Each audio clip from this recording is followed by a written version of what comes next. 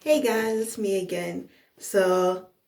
I come back today to talk about another book that I have finished reading, and it's called The Creation of Eve. It came out in 2010. I am so like I never I thought it was nice because I'm all into historical. It's historical fiction and I like history, and so yeah, those are the kind of books I like a lot. And the creation of Eve, I really like that. And that the Eve part stood out to me because I read all those kind of those kind of books, not religious books, but I have a book that I forget what the author is, and I forget what the name is, but it's about Adam and Eve and how the world came, the creation of the world and stuff. And it's his historical, but he tells about how different cultures have different origin stories. So it's a really interesting book. I'll probably talk about it later if I get the chance. Probably after this video, or whenever I put another video up. um, so, yeah, this is the creation of Eve. Um, when I was reading it, funny story, when I was reading it, I was just like, wow, there are so many grammatical errors and misspellings in this book. But it says uncorrected proof for limited distribution. I don't know why I didn't see that. It's right there. It's just in big letters. Well, not as big as the title, but it's in big letters. And I don't know why I didn't see that. But again, it's a really good book. Let me start talking about what it's about. It's about a girl called Sophonisba Anguissola. I hope her name, I'm saying her name right. She is actually actually famous um, painter in the Renaissance. Now, I didn't know a lot, and a lot of people, obviously, and a lot of people, not just me, don't know who she is, have never heard of her in the Renaissance, but she was a maestra. It's maestro, but for female title, it's maestra. So she studied under Michelangelo, um, and yeah, and so it's pretty cool. And then she went to Spain to teach Elizabeth de Valois um, uh, how to paint, and I think she also painted her portrait. Elizabeth de Valois was the daughter of Catherine de Medici and of Henry II of France. Now, obviously, Catherine de Medici is Italian by the name, but back then they made alliances with everyone, so it didn't really care where you were from. You're just married to that person.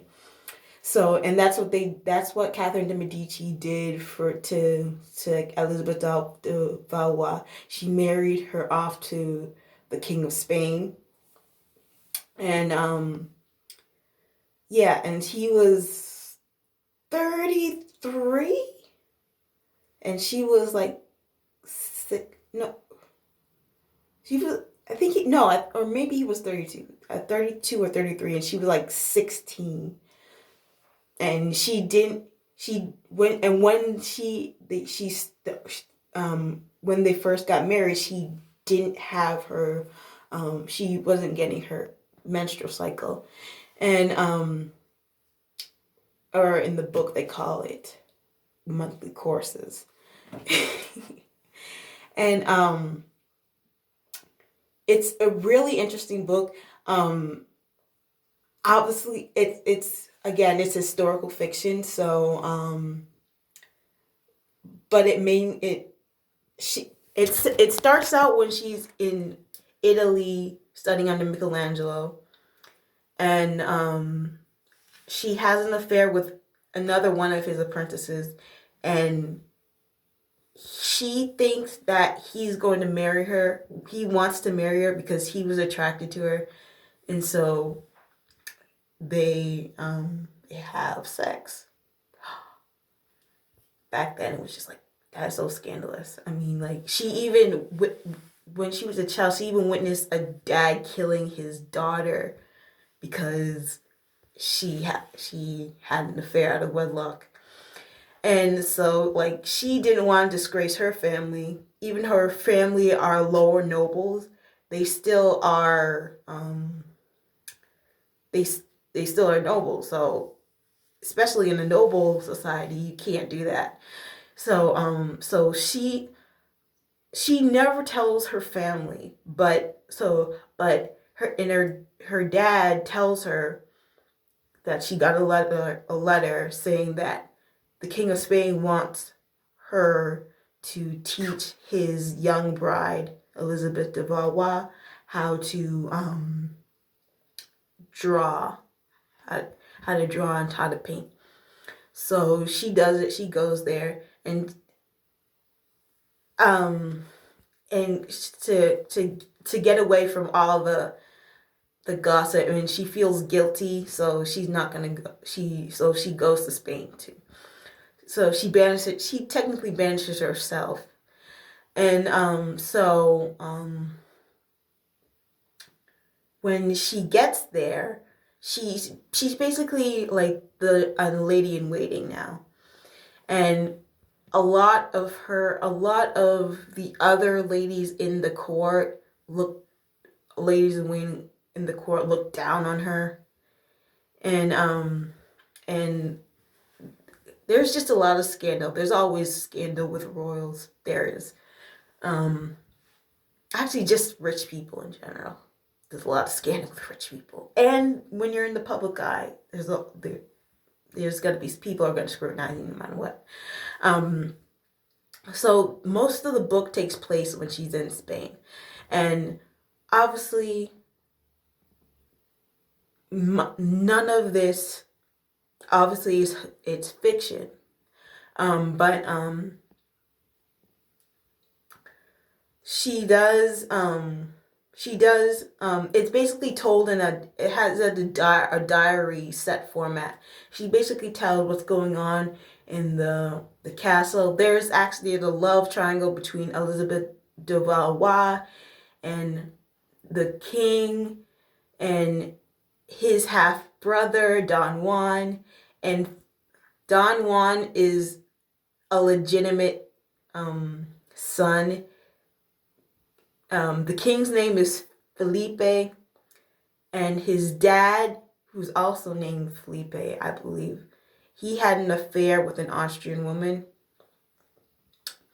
got another nobleman to take care of his illegitimate son, and now all of a sudden they're like, you know what, you have a brother, a half brother. And he's just like, King Felipe doesn't like it, but he brings him into the court anyway. And also he's much more attractive. Well, she says it in the book that he's much more attractive, and he's like, they look like, she says that they look so much alike, but Don Juan's a little more attractive.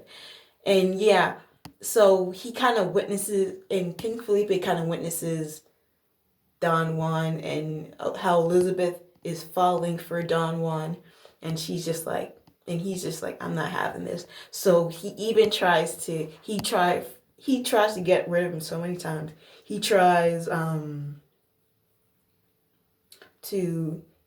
he's tried to send him off to Rome to study so he can become a cardinal. That didn't work. I don't know why. It doesn't specify in the book why he left, but the king got mad because obviously Juan disobeyed the king's orders. And also um also he sends him to when that doesn't work, Felipe sends Juan to somewhere, I forget where exactly, but I think it's somewhere out north to fight a battle. And Sophonisba, just in her journal, she says almost no one comes back from there, but he did come back from there, and he was decorated a lot with medals, and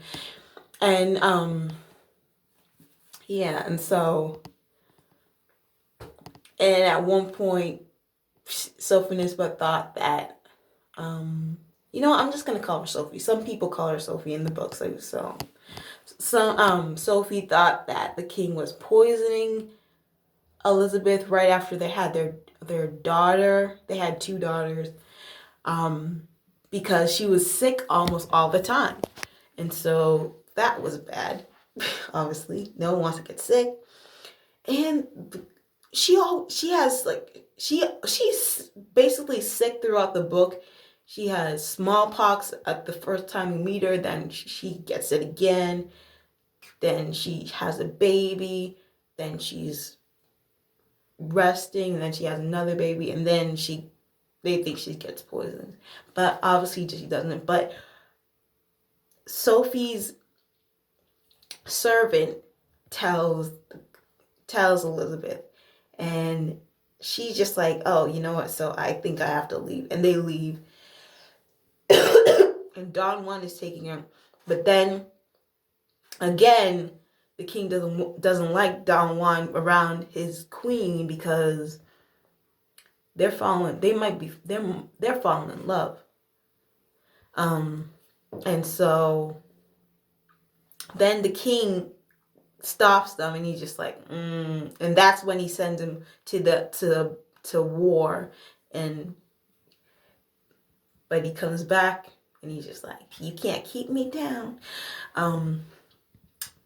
So, and yeah, at first it was a little slow, but like once at first I thought it was a little slow, but then once she started having the affair with the guy, his name is Tiberio in her hometown.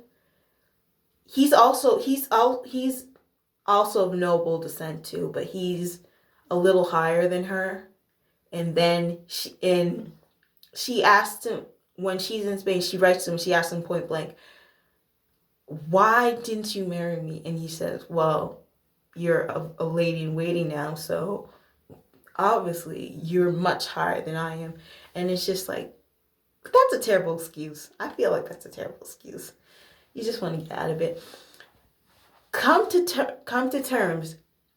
She finds out that Michelangelo is gay, and Tiberio was, they don't really make it clear, was he having an affair with Michelangelo, because Michelangelo was like, what, 80 something, and Tiberio was like 28, I believe.